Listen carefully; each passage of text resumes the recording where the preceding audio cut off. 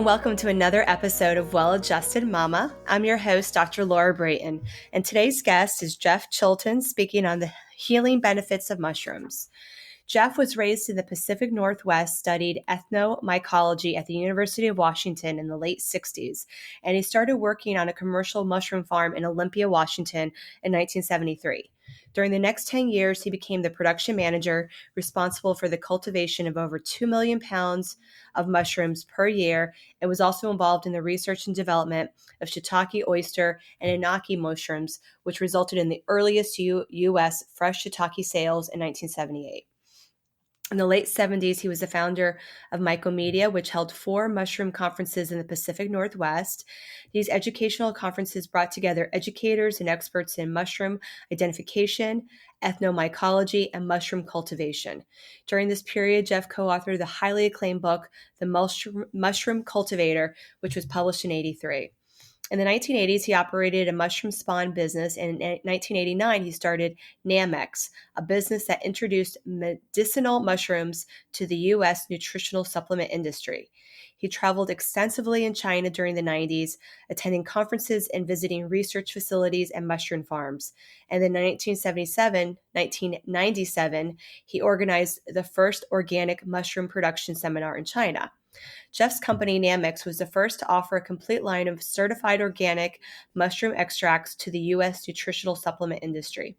Namex extracts are used by many supplement companies and are noted for their high quality based on scientific analysis of the active compounds. For more information, please visit realmushrooms.com. Hi, Jeff. Welcome to the show today. I'm very excited to have you on. Well, thank you so much, Dr. Laura. It is my pleasure to be here. Yeah, so today's topic's kind of an interesting one for Well-Adjusted Mama. We're going to focus on the healing benefits of mushrooms. And I think that's a really interesting topic because I know that mushrooms can be very much medicinal and helpful with the healing process. And I think a lot of us, including myself, don't know a lot about mushrooms. So I have the mushroom expert on the show today. Thank you. So let's start off with just telling the audience like a little bit about your background, your history, how you got into mushrooms, and how you became the expert regarding mushrooms and health.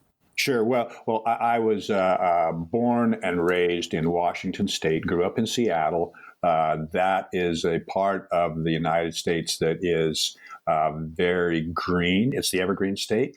And the reason is that we have lots of water and lots of rainfall. So lots of rain and a temperate climate. What that means is a perfect environment for mushrooms, wild mushrooms. So I had wild mushrooms growing all around me as a child. And I was fortunate enough to get out with some of the parents of my friends and do some wild mushroom hunting as a kid. And, you know, going out into the woods as a youngster and actually finding something like what we were looking for, the mushrooms, is like a treasure hunt. And it was just so much fun. And I enjoyed it a lot. And then when I went to university, which was in the late 60s, I studied anthropology, but I also still had this fascination for mushrooms. And so I also studied mycology at the same time. And I put it together and called it ethnomycology. So I was studying the use of mushrooms worldwide in different cultures for food,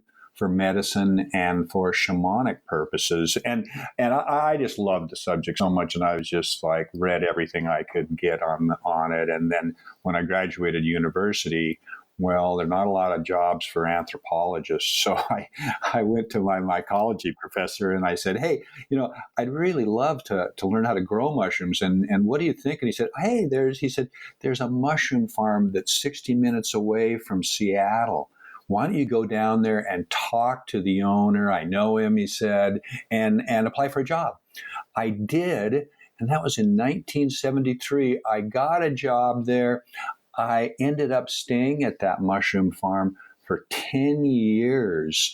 And you know, I loved every minute of it because I was just living with mushrooms. Have you ever been to a mushroom farm? You ever seen what it looks like or what? No, I have not. Isn't that interesting? Because all of us have driven by fields of grain, and we know what vegetables growing and all of that. But mushrooms, no, it's quite a different thing, and primarily because the main mushroom that they grow in the United States, we call it the button mushroom, and that's what you see in all the supermarkets. It grows indoors in large, very large rooms, almost like a warehouse room. And what the reason is that they want to give it the most perfect environment they can to grow it so that they can get the highest yields. Mushrooms need a high humidity. That's why, of course, in Seattle in the fall, when it rains and the humidity goes up, that's when the mushrooms come up. So nobody really has seen one, but basically this was a very large farm. It grew 2 million pounds of that button mushroom per year.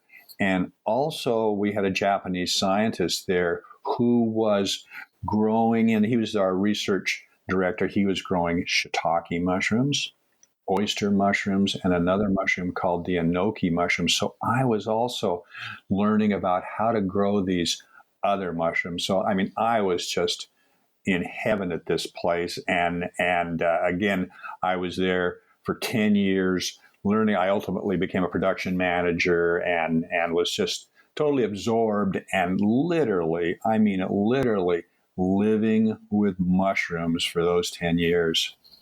Mm-hmm. And those mushrooms, it sounds like, were all used for food purposes. That's right. I mean, and that's kind of interesting because, mushrooms have been used as food for thousands and thousands of years, but yet in the West, we only have, or at that point in time, we only had one mushroom in our market, and that was this agaricus that we were growing there. Whereas in Asia, they were eating 10 or 12 different species of mushrooms. And certainly if you went to Eastern Europe or those types of places where they're also really into mushrooms, they would be eating multiple different species of mushrooms. So for me, having these other mushrooms there just kind of opened up a whole new arena of knowledge and also made me start to investigate and get more books about all the different other mushrooms. And I ultimately learned how to cultivate these other mushrooms. And actually in 1983, I co-authored a book called The Mushroom Cultivator, A Practical Guide to Growing Mushrooms at Home. And that was kind of like at the end of my 10-year tenure at the mushroom farm, I published that book. And it's interesting because today we still sell 5,000 copies of that book 40 years later. Wow. Because who else is really writing books about that?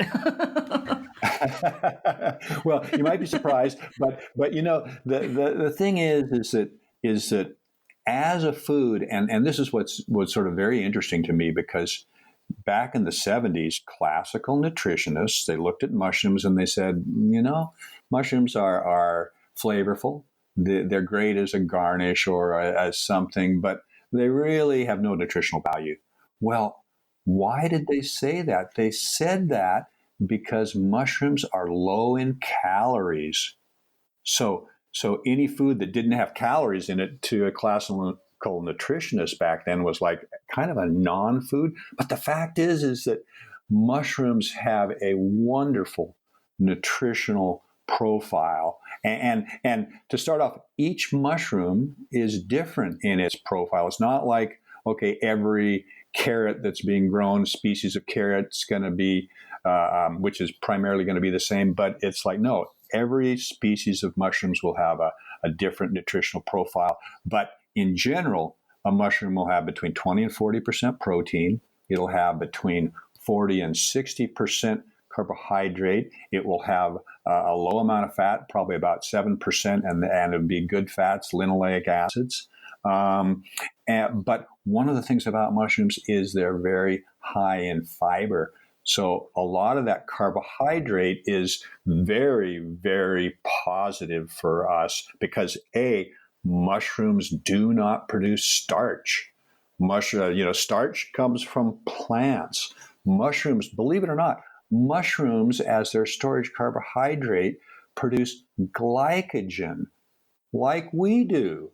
Yeah, so mushrooms, a lot of people say, well, we share a lot of attributes with mushrooms, and it's kind of true. A couple of them being the fact of the storage carbohydrate for both of us being glycogen, and also mushrooms breathe in oxygen and exhale carbon dioxide, kind of like us. Very different from plants. So mushrooms actually have their own kingdom. They're in between the kingdom of animals and the kingdom of plants. In between is the kingdom of what we call fungi, which, mushrooms are just a small part of this kingdom because there are so many different fungal organisms out there that we don't really ever see. We do see the mushroom, but we don't see many other fungal organisms. So just to start off, mushrooms are a great food, and what's interesting about these carbohydrates are that they are compounds called beta-glucans, which make up 50% of the cell wall of mushrooms. And the beta-glucans, as we'll talk about later, are the compounds that are medicinal in mushrooms. And they also have a compound called mannitol, as part of their carbohydrate profile. And that's a very slow acting carbohydrate. It's not like starch, which is kind of like explodes and give you this burst of sugar. Mannitol is a sugar that is very slow to be absorbed by humans. So they have what I would call just some really good carbohydrates. And part of that is that these are part of the fiber. So mushrooms are also a prebiotic. They will feed our microbiome. So they're food for the good bacteria. Yes, absolutely. So really, mushrooms are a super good food, and I'm constantly recommending to people that they put mushrooms into their diet. And what I sort of call mushrooms the missing food link. And think about this for a second. Don't we all kind of want our food to be our medicine in a way? And so to me, this is a prime example of what to some degree people call a nutraceutical, which is a food that also has medicinal values to it. And so a mushroom is a prime example because every mushroom actually has these beta-glucans. It's just that some have it in a little bit more active form than others. And I use beta-glucans in my office for healing leaky gut issues. So I think that's fascinating that mushrooms contain that. I had no idea. Oh, yeah. So you probably use maybe a yeast product, do you? Yeah. And it has like colostrum and a pre-digested fish protein. And it's all about healing the lining of the digestive tract. Wow. Yeah, that's great. No, mushrooms, that is the thing with the beta-glucan is that it is in fungi, and it's so it's beyond just the mushroom, it's other fungi. But with the mushroom, when you have this in the cell wall and the beta-glucan is not digested so well, it's part of the fiber, it goes down, it's in the microbiome, and we actually have receptors for beta-glucans. Even the beta-glucans, the yeast beta-glucans, there are receptors that we have that essentially the beta-glucans go down there, they attach to these receptor sites, and then what they do is they stimulate the production of immune cells like macrophages, T cells, NK cells. And with the mushroom, the way I look at them is that, especially in terms of their medicinal benefits, they are something that kind of sits in the background. And if you need strengthening, because that's really what they do, they're a potentiator.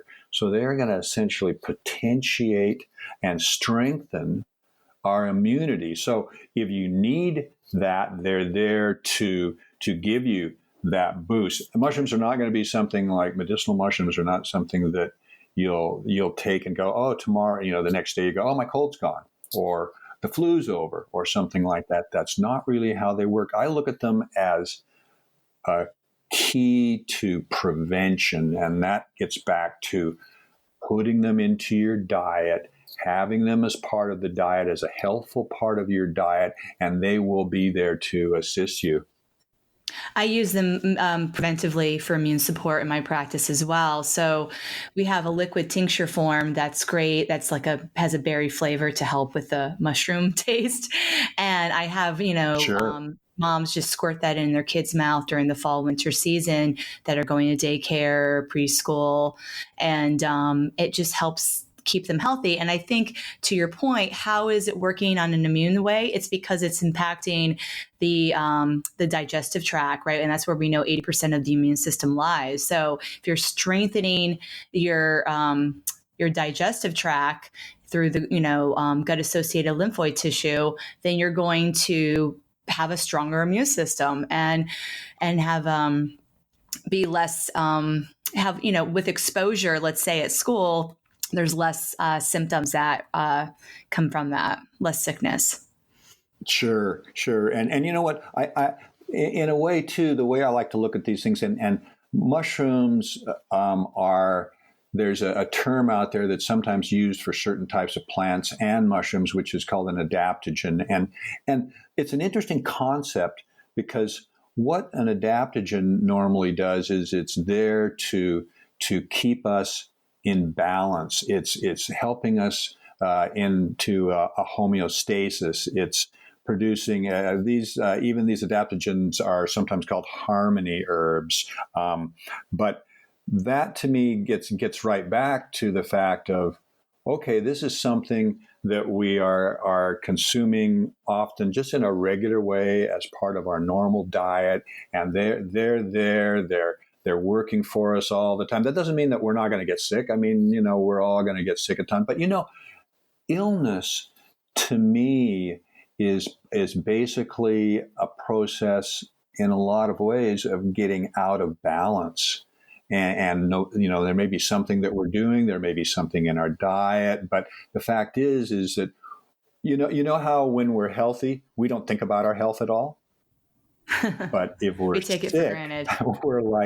we're consumed with it, right? But if we're healthy, we never really think about our health. We're just going about our lives, and we're feeling great, and that. So in a sense, trying to get into this balance and this harmony, in my opinion, is part of, for example, our diet. And the diet to me is just the foundation. That you have to start with a strong foundation, and that will basically bring you, and if you can maintain that, it'll keep you in harmony, keep you in balance, keep that homeostasis that we're all kind of looking for in terms of being healthy humans. Yeah, that's really true.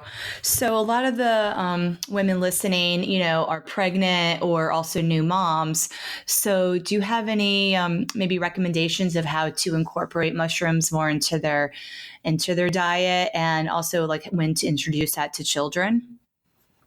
Well, what I would say is for me, even before supplementation, I like to encourage people to bring mushrooms into their diet, and start to if they're not eating mushrooms now, start to introduce them maybe once a week or twice. I mean, I have mushrooms at least 5 times a week in my foods. Oh, wow. And the beauty of mushrooms is, And it sounds like you eat a variety of mushrooms as well, right? To get the different type of nutritional benefits. Absolutely. And the thing is that, we are lucky today, because in most urban centers anyway, there will be stores that will have many different species of mushrooms there. And the one that I recommend to almost everybody is shiitake. Are you familiar with shiitake mushrooms?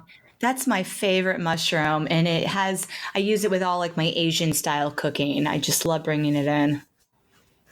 I totally with you. That's my favorite mushroom too. In China, shiitake is called shangu, and what that means is fragrant mushroom. And shiitake's just got this heavenly odor to it. I mean, it's just wonderful. And the flavor, it too, is just fantastic. And again, mushrooms can be used in so many different ways, whether you want to put them in a stir fry or put them in with your eggs and omelet, or I'm a meat eater, so I'll cook up a whole bunch of mushrooms if I'm having any kind of meat and use them there. There's just so many different ways that you can use them. Soups, I mean, shiitake in soups. I mean, even if you don't have access to fresh shiitake, oftentimes you may have access to dried shiitake, and they're fantastic to put into soup. They'll rehydrate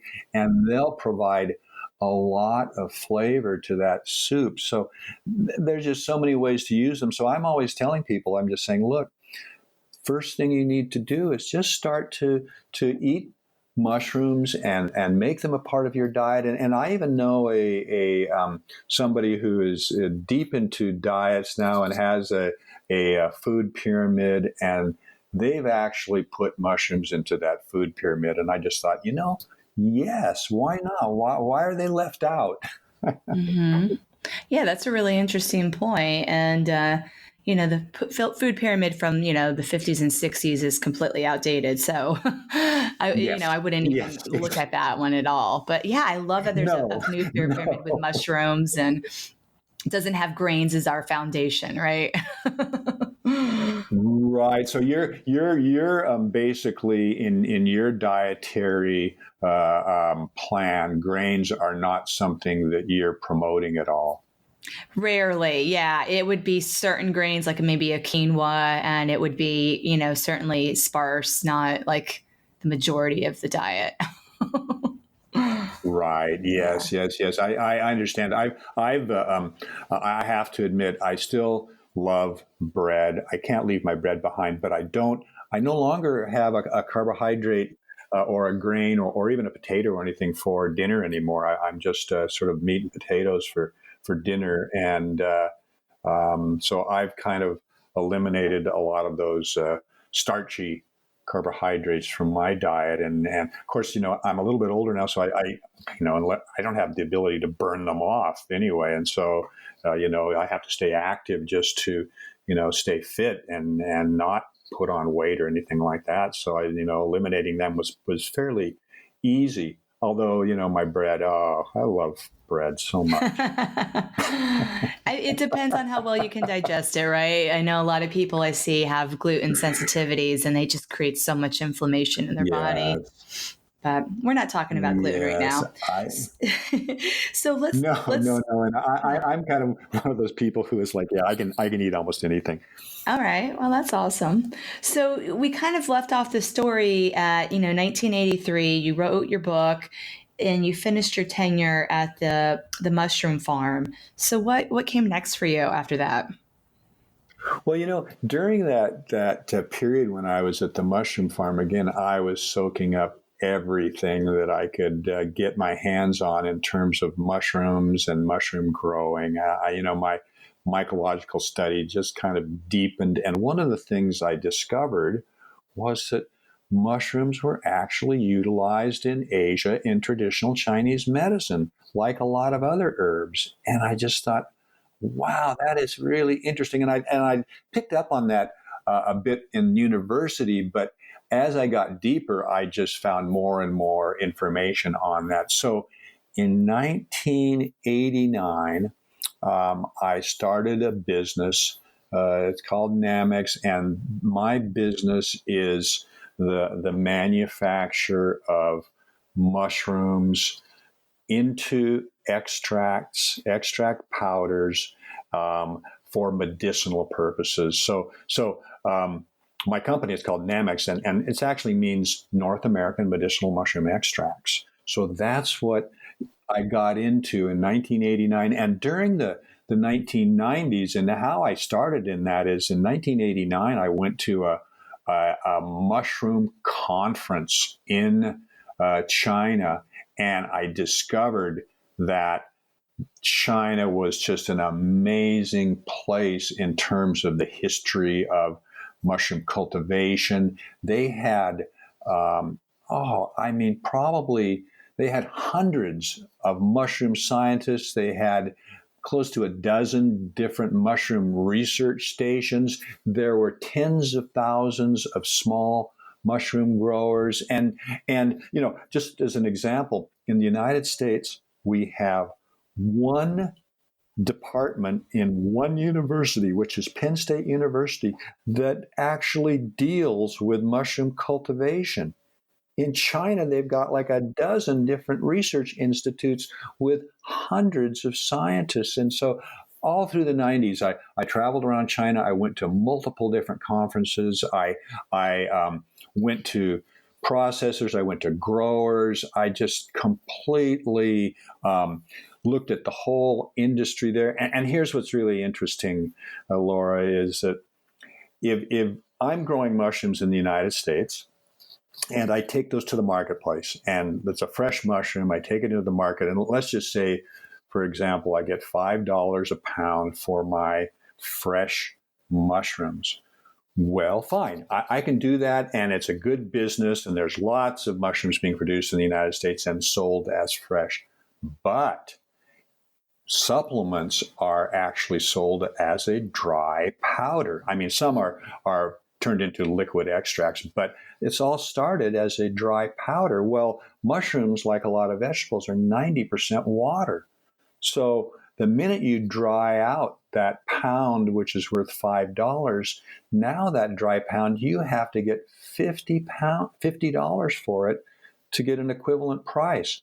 So the economics do not work for mushrooms being grown in the United States and sold as supplements. And I realized that early on because I came out of 10 years of commercial mushroom growing, so I knew the economics. And so because of that, I made a lot of connections in China, organized farms, worked with processors over there to basically develop these mushroom extract powders that I could then bring back to the United States or Canada and sell as nutritional supplements. And here's the thing. I mean, one of the other things for me is I totally believe in organically produced products. I support that very much.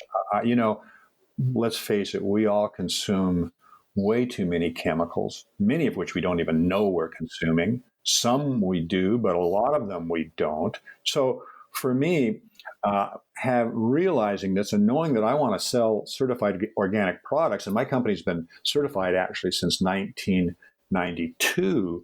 But in 1997, I took the largest organic certifier from the United States. I took them to China with me and organized the very first organic certification workshop for mushrooms in China, 1997. And so our products, our mushrooms that we grow over there are certified organic and not by Chinese certifiers or anything like that. These are high quality European certifiers that certify our products. And so before any of them come out of China, we test them for pesticides, heavy metals, microorganisms, and then once they arrive in the United States to our warehouse, we test them again. So this is something that I really believe in, and that's why all of the products that we sell are certified organic. And again, we test them for everything we need to test them for, and couldn't sell them actually unless they were free and clean of all these things. But here's an interesting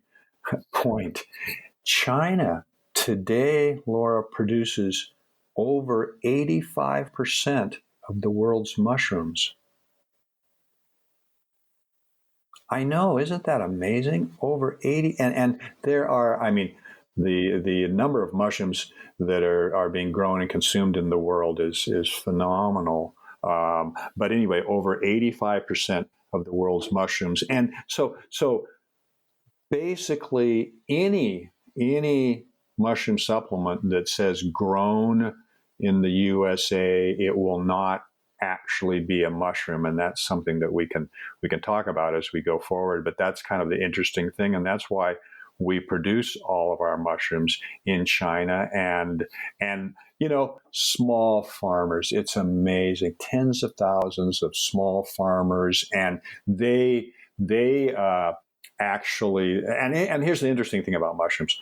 Mushrooms are decomposers. So what they're doing out there is they are breaking down all of the leaves, all of the plants that are annual, woody tissue. They are breaking it down and consuming it all out there and turning it into humus and nutrients for all the plants out there. So they are really important for our world as we know it. And when we grow mushrooms, what we grow them on is basically what are considered to be waste products from agricultural industries. For example, the button mushroom grows primarily on straw.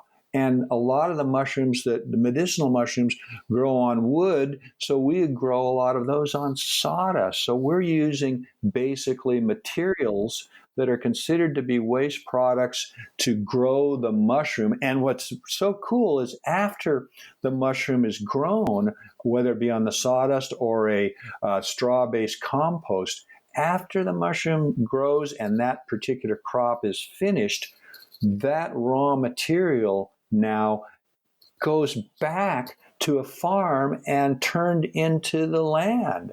So because it's broken it down like in nature and is still in this particular, what we call a substrate, has nutrients that can feed the plants out there. So it's a really interesting organism. It is interesting. When you think about I've it. never heard anyone so passionate about mushrooms, but there is a lot of cool facts and things about mushrooms that I know most of us were not aware of. Oh yeah. I mean, it's like the question of have you ever been to a mushroom farm, right? And it's people Right. like, no, I never have. I had no idea how they were grown. Besides, I assumed maybe like they were grown on some sort of wood. I have been in the woods myself as a child growing up, and I would see mushrooms, wildly growing. So I knew that's how it would happen in the wild. I didn't know how they did it in a farm.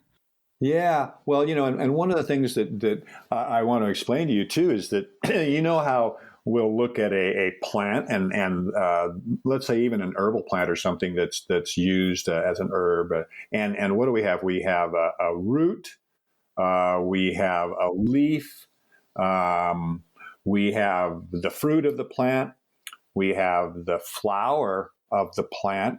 Now, with herbal medicine, each one of those, what we call a plant part, each one of those can have different medicinal attributes. In fact, some of those from the same plant may not be medicinal at all. It's like, for example, when you think about ginseng, it's the root that we use. It's not the stem or the flower or anything like that. It's the root. Other plants, it's the flower or the fruit of that plant that we use for our purposes, whether it be food or medicine. So with a mushroom, how do we grow a mushroom? Well, a mushroom doesn't have seeds. So what do? A mushroom actually produces spores, but we don't plant spores. And in the wild, what happens is the spores from the mature mushroom will float out on air currents. It will land on the ground. It will land on trees, on wood, on all sorts of surfaces. When conditions are right, those spores will germinate into a very fine filament. And when multiple spores germinate in the same area, those filaments will grow together and form a network. And that network is what we call mycelium. So this mycelium is actually what's out there in the ground, in the wood. When you pick a mushroom, you're like, oh, wow, I pick a mushroom. And it's kind of like, well, where did that come from? What's it growing on? Is it just the mushroom and there it is? Well, actually, underneath that mushroom is this network of mycelium that is breaking down the nutrients and building up energy in its cells. And when the temperature is right and the humidity comes up, like in the Seattle area in the fall, up pops this mushroom, and it's like, oh my God, look at this. The mushroom comes up, it goes through cycles until it's mature. And a mature mushroom, you look under the cap and there's all of these gills. Those gills are producing billions of spores, which drop out of the gills, float off on the air currents, and that's the life cycle of this organism. So, like these medicinal plants, each one of these, the spore, the mycelium, the mushroom, have different medicinal properties. And it's the mushroom that actually is the what I would call the biofactory that's really producing the majority of the medicinal properties that we're looking for. Wow, that's really fascinating. I mean, it's so unique. It's so different, like you said, than really any other organism. It has its own kingdom, and it's like it's its own thing. Yeah, And I yes. want to. Yeah, no, that's right. And for people, just quickly, for people who want to actually see that mycelium, if you pull a mushroom out of the ground, you can just kind of twist it, pop it out, look at where it came out, and you will normally see white strands. And sometimes they could be fuzzy white strands. That is the mycelium. Wow, that's so cool.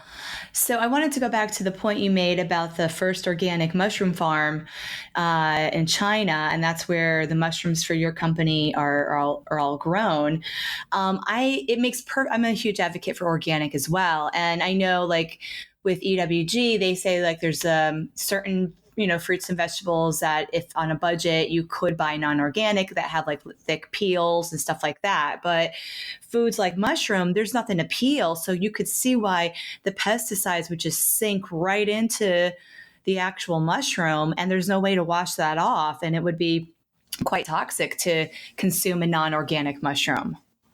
Well, you know what the thing is that it's not really toxic. Look, let's face it. Most of the vegetables in the non-organic section are have been grown with pesticides, and we just kind of hope for people that buy and eat those that the level is low enough, and normally it has to be. But I mean, yes, we can kind of wash those and things like that.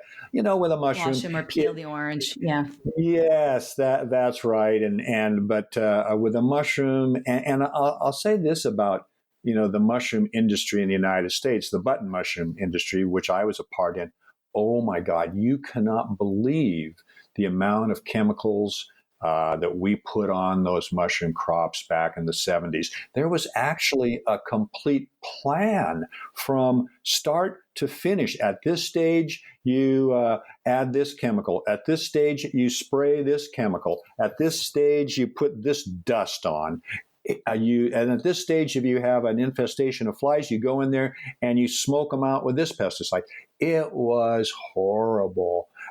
Today, that same industry has come such a long way that they use hardly any chemicals, and you can actually get certified organic button mushrooms now. And the reason why we call them the button mushroom is because the button mushroom, and it's called agaricus, is harvested when it's very young. It's very immature. A mature mushroom has an open, flat top, and you can see the gills. On a button mushroom, no, that's not the case. Maybe if you buy a portobello, which is a very big mushroom cap, and it's sold in a mature stage. But the button mushroom, the reason why they harvest it as a button is because it's got a great shelf life. So it can stay on the shelf and for quite a long time and still be maintain itself fairly well. But again, you know what? I just think for me, I'm going to buy organic. I'm going to support organic producers, and I think, especially for pregnant women, if there is any time, and your children and your young children, if there's any time that you want to spend the extra money on organic, and look, until we buy more organic produce or organic products, until we get enough people doing that, the price is still going to be high. So the more you buy, the more likely that the price is slowly going to come down. So it's really important to support organic producers, because not only are they providing you with good product, but they're also treating the land, what they're growing their fruits and vegetables from, treating it properly. They're feeding it properly. They're not using inorganic fertilizers and things like that.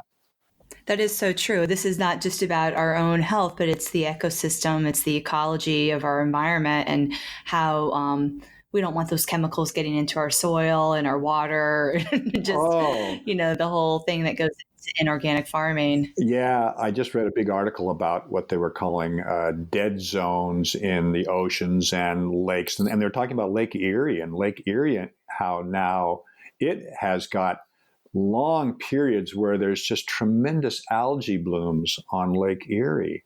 And why? Why do we have all these dead zones?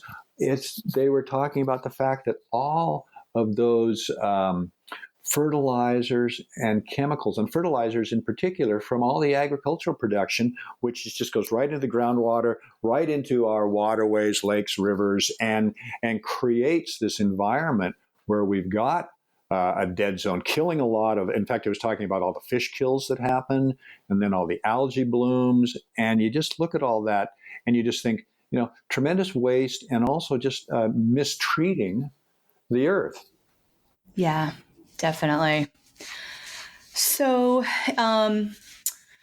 it would be great for you to just share a little bit about, how our audience can, if they want to not only just eat more mushrooms, but if they're looking for a supplement for their family, how to find quality mushroom supplements and how to differentiate. Yes, absolutely. And you know what? This is very important, and is a subject that I speak to a lot, because what has happened is that, I was telling you a little bit about the fact of how it's very expensive to grow mushrooms for supplements. And I didn't mention the fact that, do you know that every single mushroom that you see on the shelf there has been picked by hand? Every single one. Been picked by hand. It's expensive to grow those mushrooms. So no supplement that says made in the USA is actually made with real, genuine mushrooms. Well, okay, so if it's not mushroom, well, what is it?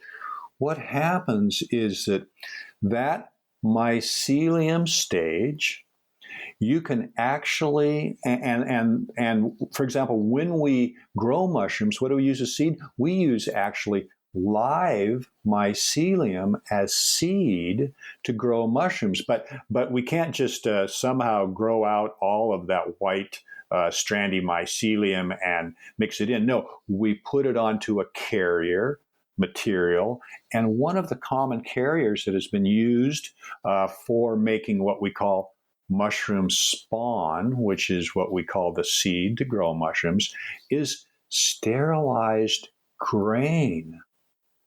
So back in the 1930s, this process was developed where you sterilize grain, you inoculate it with a pure culture of mycelium of the mushroom that you want to grow.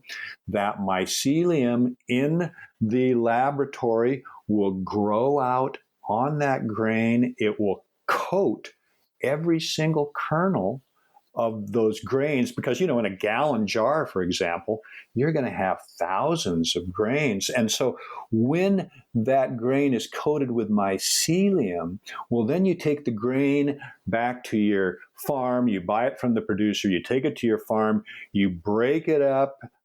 So you have these thousands of grains covered with mycelium, you mix them in with your compost or your sawdust or whatever it is, and each grain becomes a seed, in the sense that the mycelium on the grain now jumps off and starts to grow into your substrate. So that's what we used as seed. Well, the process is actually fairly simple. So what producers in the United States do is that they grow the mycelium on sterilized grain, and it could be, some of them grow it on rice, some of it grow it on oats. they grow it out, and then at the end of the process, which is 30 to 60 days to grow it out and colonize that grain, they dry it, grind it to a powder. They do not remove the grain from that mycelium because they can't. It's kind of lodged in. They cannot separate it. So they take that whole grain-based myceliated grain. They take it all. They dry it, grind it to a powder, and then they sell it as a supplement and call it mushroom. Can you imagine? Right. And especially if somebody has a grain allergy or sensitivity, they would want to know that that's actually an inactive ingredient in that supplement. Would they ever? Yeah. And Yeah. here's the thing is that some companies, if you look closely, if you because on the front panel, all you'll see is a picture of a mushroom, and it might say shiitake, reishi. If you turn it over, sometimes the company in the supplements facts panel, sometimes it will say mycelium. And if you look down in the fine print where it says other, you will see that it sometimes will say myceliated oats, myceliated rice. Now, that's only a few of the companies that sell these products. There are dozens and dozens of companies that sell these products, and some of them, they think, because they're buying the raw material from somebody, they think because they're being told it's mushrooms, they think that's what they're selling, so they just say mushroom. They don't tell you that it's actually grain-based. And what I did is in 2015, I did a study because we actually have a test method, an analytical method, where we can measure the beta-glucans in our products, and those are the important compounds. And this test also measures what are called alpha-glucans. And alpha-glucans are glycogen, starch. Starch is an alpha-glucan. So in this test, it gives us the amount of beta-glucan, and it gives us the amount of starch that might be in the product. And Laura, you would be shocked because a normal mushroom product has 25 to 50% beta-glucan and less than 5% of glycogen. These products, and in my study, I had 95 different samples, 40 of which were these grain-based mycelium products that were being sold on the internet. We bought them off the internet, we tested them, and the mean amount of beta-glucan in these products was right around 6%, but the amount of alpha, which are the starches, was 30 to 60%. Because of the grains. Some of these products, yes, which is the starch from the grains that were not separated out from this product. So, and you know, I go to conferences sometimes, and we'll have it's like a trade show, and we'll have a booth there, and people will come up to me and they'll say, "Oh, mushrooms! I love mushrooms. I'm taking one of the best mushroom supplements." And I say, "Oh, great! That's fantastic. Do you mind telling me what the brand is?"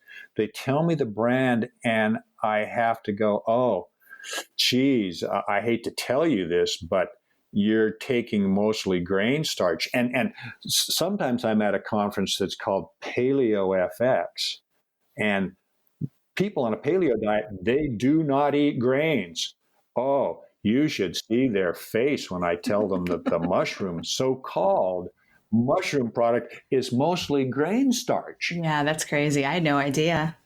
Well, nobody has much idea about it, and that's the shocking part about it, because the products are being mislabeled.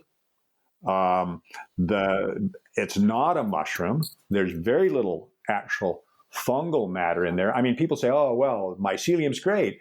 Mycelium actually has beta-glucans in it, but these products have only a small amount of mycelium. They're mostly the grain that the mycelium is grown on. Are you familiar with a product called tempeh? Yeah, from soy. Yeah, exactly. Well, do you know how they make tempeh? Isn't it fermented? Very good. Yes. It actually, what they do is they cook soybeans, and then they put a fungus on it. So when you look at a block of tempeh, what it is fungal mycelium that has completely grown over these cooked soybeans. So tempeh is a wonderful food product, but if you ever cut into a tempeh, you can see immediately that it's mostly soybean, but you've got all of this white stuff on it. Well, the white stuff is actually mycelium. So that is actually what is being sold to people and called a mushroom supplement. Got it. And does the mycelia have any the similar nutritional quality as a mushroom, or not really? It has the beta glucans. Well, you know what? The mycelium does, but not exactly the same at all. And the fact of the matter is, in China, they will grow mycelium out in very, very large tanks of liquid, and then after it's been grown out for maybe only 8 to 10 days, they have a large mass of mycelium. They separate it from the liquid, and they end up with a pure mycelium product. Well, you know what? That's fine. You've got 100% fungal matter there. It's a pure mycelium product. It was grown in liquid. The mycelium itself does not manufacture the compounds that we are really looking for. It's got beta glucans in it, but a lot of the compounds that a mushroom produces, the mycelium grown in any manner does not have those compounds. And one of the reasons is that to actually produce those compounds, you need the wood. It's the wood that has the precursors for that mushroom to produce the compounds that we're looking for, the medicinal compounds. Now, it'll have the beta glucans, but the other compounds that we're looking for will not be there. Like there's compounds in reishi mushroom called triterpenoids. Chaga has similar triterpenoid compounds. So a lot of compounds that we expect in a medicinal mushroom will not be there in just a pure mycelium product. But think about the fact that all of these products that are manufactured in the United States, and again, the reason they make them is simply because they can't grow mushrooms to sell them as supplements, whereas you can grow out this mycelium on grain in a laboratory. It's a very inexpensive process. They can do this, grind it to a powder, sell it, call it mushroom, and away they go. And you know what? It's unfortunate because one of the top brands in the United States is this very product. Huh. And people just have no idea. It almost sounds like the mycelium is the root of the mushroom. That's a very good analogy. Yes, the mycelium is very much like a root structure. Underground or in a piece of wood, it is there and it's pulling nutrients out because it is decomposing the organic matter there and building up nutrients in itself. It's actually called the vegetative body, whereas the mushroom is called the fruiting body. So this vegetative mycelium that is amassing the nutrients it basically, and then feeding those nutrients to the production of this mushroom. But the mushroom structure itself has got different genetic instructions. And again, it needs those precursors to be able to produce the compounds that we're looking for and the compounds that medicinal mushrooms are known for. So cool. Well, I really appreciate you taking your time to come out and really educate us about, how wonderful mushrooms are, and then also to have an awareness that certainly supplements out there on Amazon, for example, may not all be actually as healthy as we think they are. And so we can be smart consumers. Oh yeah, well, and especially if you're trying to avoid grains. And look, a lot of people are really sensitive to grains, and so that would be an issue when you're eating a gram of these products. Well, for most people, it's just like, okay, it's a gram of starch. But for people who are very sensitive to grains, that's not a good thing. And when these companies are not actually telling you, and when you look at the front panel, and maybe you're not even looking at the back panel, you're just looking at the front panel, and it's a nice label, and it's got a wonderful picture of a mushroom, and it says reishi mushroom or chaga mushroom or shiitake mushroom, and you just think, oh, great. And somebody tells you about the company, so that's a great company and all this. Well, then you're kind of like, okay, great, I'll try that mushroom product, and not even knowing that it's not a mushroom. Right. Yeah, exactly. Oh, it's false advertising. Well, do you have any last thoughts you want to share? Well, you know what? Yeah, one thing I would definitely tell people, because again, I really encourage people to put mushrooms into their diet. When you cook mushrooms, cook them on a high heat. Whatever oil, or if you use water to cook them on a high heat. If you cook mushrooms on a low heat, the water comes right out of them. And unless you want to make a gravy, those mushrooms are going to be sitting in a pool of water. They're going to be soggy, and your children are going to go, I hate mushrooms. They're so slimy. they will be. So what I do is I use butter. So I throw them in butter as my oil, high heat. I slice them about 1/4 of an inch thick. Remember, they're going to shrink. It's really interesting. They'll shrink up to about half the size that when you put them in. So high heat. I like to brown them on both sides. So I like to one side, then I like to turn them, flip them, get them on the other side, brown them up. I like to cook them a little bit longer than some people, but I like my mushrooms well cooked. And then once they're there, I mean, if I want to just eat them alone, which I oftentimes will do, a little bit of salt, a little bit of pepper, delightful.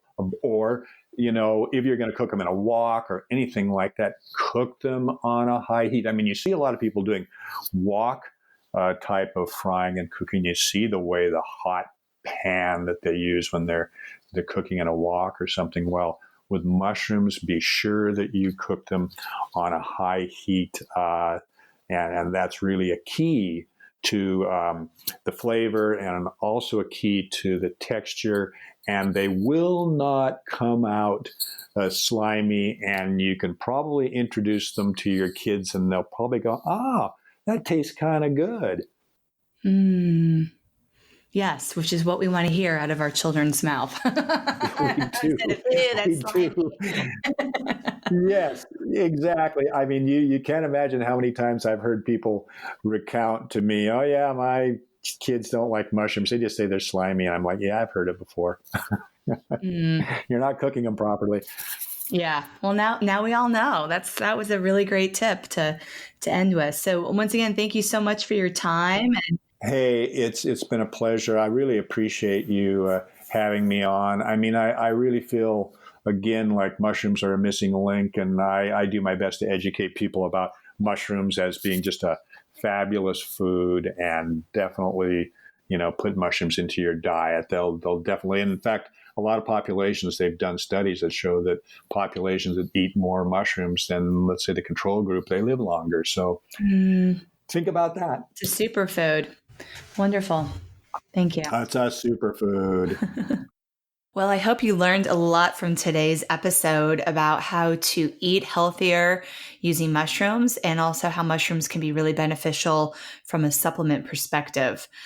And ironically, when I originally recorded this podcast with Jeff, it was early February, and we weren't quite looking at the intensity of a pandemic that we are right now, where it's more important than ever to have strong, healthy immune systems.